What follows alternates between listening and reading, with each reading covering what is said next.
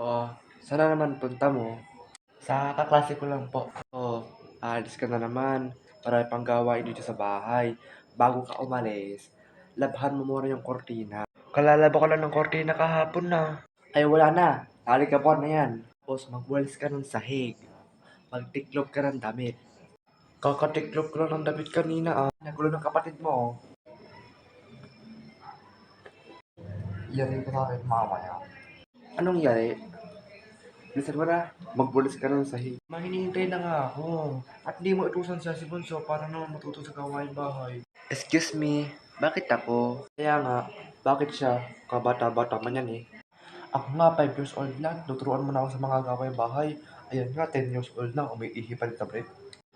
Excuse me, kahit umiihi ako sa brief, love pa rin ako ni Mama. Siya, kumilos ka na para makalis ka na. Ano ba yan? Ba yan? Lagi na lang ako wawalis din eh. Si Bunso, hindi mo kumikilos. May reklamo ka?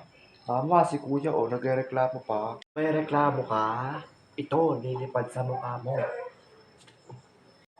Ha? Uh, oh.